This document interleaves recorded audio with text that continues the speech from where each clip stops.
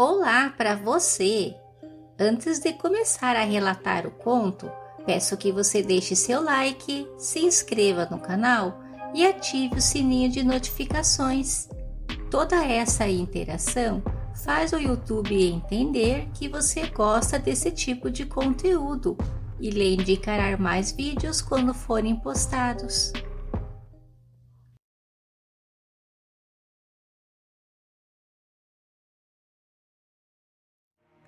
Quase todas as sextas-feiras, antes de ir para casa, eu vou até o barzinho da Dona Flor após o serviço. É costume, gosto de passar lá, tomar uma cervejinha, jogar conversa fora. De vez em quando aparecia por lá um homem, na casa dos 30 anos. Ficava sozinho na mesa, tomava sua cerveja, só observava e ia embora. Pois bem, em uma sexta qualquer, me convidei para sentar junto a ele na mesa. Ele concordou. Cícero, bom de conversa, centrado, prestativo, fala bem. Gostei de conversar com ele. Isso já tem uns 2 meses. Ontem, quando conversávamos, perguntei casualmente no que ele trabalha. Ele contou que é vigia noturno, plantão 12/36. E quando não trabalha, de vez em quando vem ali no bar para espairecer.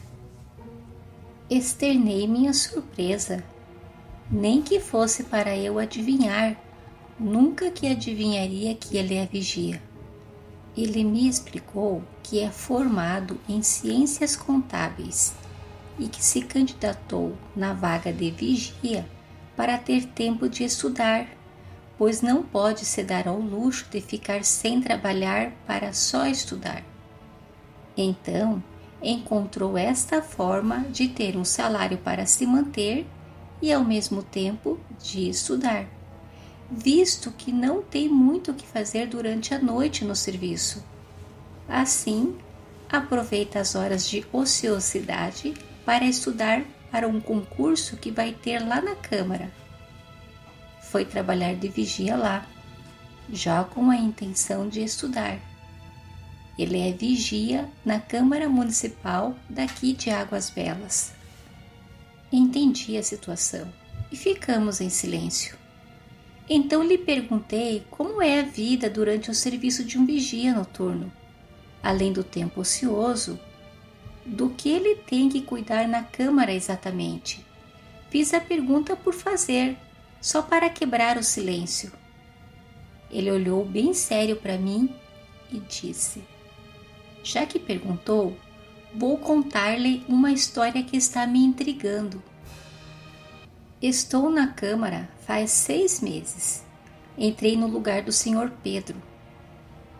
Numa das reuniões que temos com os encarregados, que acontecem a cada 2 meses, eu especulei sobre o Sr. Pedro, para saber se ele era confiável em termos de sanidade mental. Não que eu tenha mencionado isso para os colegas, mas perguntei casualmente como era ele no serviço. Então me contaram a história da vida dele. O Sr. Pedro trabalhou na Câmara como vigia noturno por 35 anos, até se aposentar. E apesar de tudo, ele era bem quisto. Sempre foi responsável, havia acumulado uma variedade de experiências profissionais até ser vigia. Começou como pedreiro, jardineiro, cuidando de áreas verdes e paisagismo. Foi auxiliar de serviços gerais, desempenhando diversas tarefas como manter a ordem e a limpeza em diferentes ambientes. Mas não parava em emprego algum. Estava no serviço de varrer as ruas ao redor da Câmara quando um dia foi visto por Agnello Quincas, que não era prefeito ainda. Conheceu o prefeito? Me perguntou Cícero. Eu respondi que pessoalmente não. Ele continuou. Me contaram que Agnello Quincas foi muito considerado pelos humildes. Era político demagogo nas campanhas eleitorais. Sempre falava o que o povo queria ouvir. Promessas e mais promessas que nunca seriam cumpridas.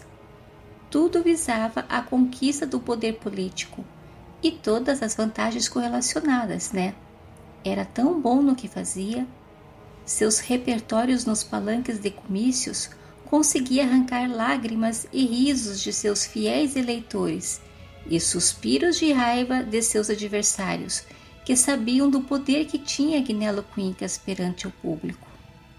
Na primeira vez em que concorreria para prefeito, ardiloso que só, queria ter alguém de confiança na Câmara, alguém que fosse seus olhos e ouvidos.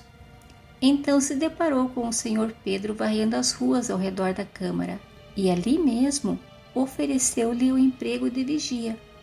Agnello ainda não tinha poder político, mas conseguiu com um amigo que lhe devia alguns favores, que desse ao senhor Pedro o cargo comissionado de vigia, cargo qual que durou 35 anos.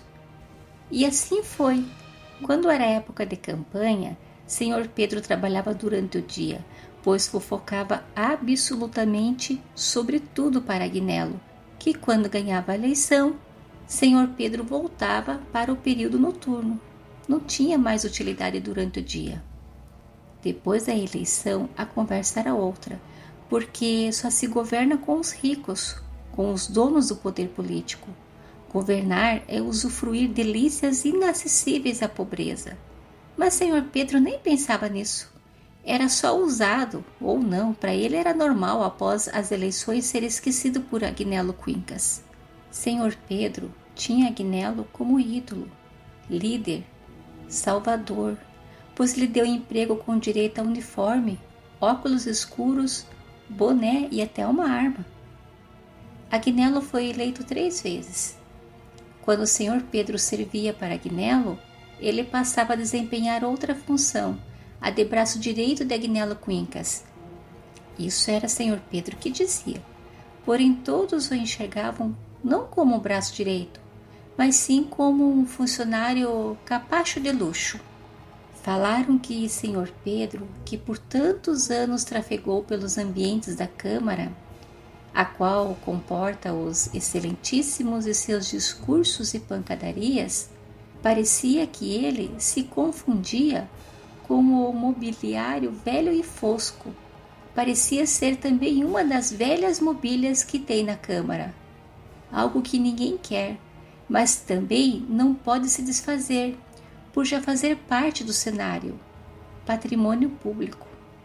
Quando era época de campanha eleitoral, senhor Pedro recebia de Agnello até tapinhas amistosas nas costas e umas palavras pingadas no cangote, o que já era o suficiente para senhor Pedro contar a todos que já era amigo de Agnello de dentro de casa.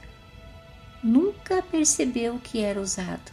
Ao contrário, em épocas de campanha eleitoral, ele próprio dizia com o peito estufado que também pertencia ao círculo do poder político. Nas sessões do plenário que antecediam as campanhas, senhor Pedro sentava ao fundo, num canto, sempre atento a tudo o que Agnello lhe pedia.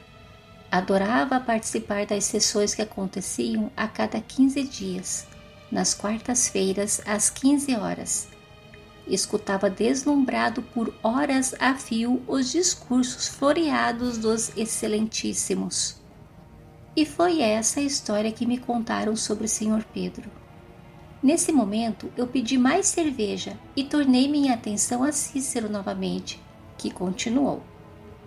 Por que especulei como era senhor Pedro? Porque queria ouvir que ele não batia bem nas ideias, mas ninguém falou nada disso. Somente que ele era um puxa-saco e capacho de luxo. Pois bem, antes do senhor Pedro sair de se aposentar, ficamos uma semana trabalhando juntos de noite. Regras da casa. Ele tinha que me ensinar o serviço. Na última noite, senhor Pedro me contou o que lhe aconteceu nos últimos 11 anos em que foi vigia. Aconteceu a cada 4 anos, uma noite por ano. Vou explicar. Senhor Pedro me contou que há 11 anos estava sentado na mesma cadeira onde estava naquele momento conversando comigo, local em que nós, vigias, temos para ficar. Disse que era 3 horas da madrugada. O silêncio só era cortado pelos zumbidos dos pernilongos, quando começou a ouvir um vozerio, uma discurseira. Ouvia palmas e vaias. Estranhou devido à hora. Até pensou que era uma sessão extraordinária que começara e ninguém o havia avisado. Ele levantou e foi em direção ao salão. O som das vozes aumentava conforme ele ia se aproximando. Não conseguia entender. Começou a sentir um arrepio na espinha. O coração disparou. Ele seguiu por aquele corredor longo, decorado com quadros de políticos, muitos já mortos. Ao chegar no salão, colocou a mão na maçaneta. Seu coração a mil. O som de vozes mais audível ainda. Girou a maçaneta e espiou o salão adentro. Mas que dinho está acontecendo aqui? Ele pensou e entrou no salão. Forçou o olhar e pensou ter visto seu Josué Bonatti no púlpito. Me contou que Josué Bonatti, quando realizava sua oratória, gotículas de saliva eram expelidas para todas as direções. Forçou a visão e petrificou. E sim, aquela cabeça lisa que parecia ser enterrada no corpanzil, olhos juntinhos e orelhas grandes de abano, uma barriga abaulada, era Josué Bonatti, o qual havia sido derrotado por Agnello Quincas 3 vezes nas eleições para prefeito. Senhor Pedro me contava a história. Estava visivelmente inquieto, olhando ao redor de onde estávamos, como que preocupado com algo. Continuou dizendo que estava de boca aberta, olhando para o púlpito, quando ouviu chamar seu nome. Olhou para onde vinha o chamado e viu Agnello Quincas, que gesticulou para que ele se aproximasse. Senhor Pedro me confessou que naquele momento estava todo arrepiado, não sentindo mais as pernas, mas mesmo assim atendeu ao chamado. Se aproximou e ouviu Agnello pedir-lhe que se sentasse em seu lugar de sempre, ao fundo do salão. E Senhor Pedro foi. Sentou-se onde era de costume e ficou assistindo ao debate, onde Agnello e Josué se degladiavam. Senhor Pedro me contou que houve um momento que Agnello parou o discurso. E como ele era acostumado a servir Agnello, nem pensou 2 vezes. Foi automático ele ir até Agnello e perguntar-lhe se precisava de alguma coisa. Um cafezinho, uma água, um chá, uns biscoitos. Que Agnello respondeu não. Então ele voltou para sua cadeira e percebeu que não conhecia ninguém naquele salão, além de Agnello e Josué. O salão estava iluminado pela claridade da lua e por lâmpadas, mas era tudo muito difuso, surreal, e a luz da lâmpada vinha de lâmpada nenhuma.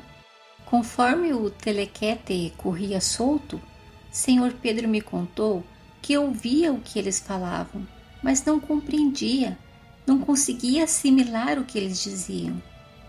Invadiu a sua mente lembranças da primeira vez que Agnello derrotou Josué. A campanha de Agnello foi tão acanhada, insegura, que Josué cantava a vitória, mas as paredes da câmara literalmente tinham olhos e ouvidos, e mais, Agnello tinha gogó, fazendo com que seu eleitorado se rasgasse por ele. Ele derrotou Josué. Na segunda e terceira vitória, nem precisou fazer muito esforço para ganhar as eleições para prefeito. Senhor Pedro me contava tudo, com os olhos arregalados. Sabe, Cícero, Agnello fez uma viagem de avião para a capital há 12 anos.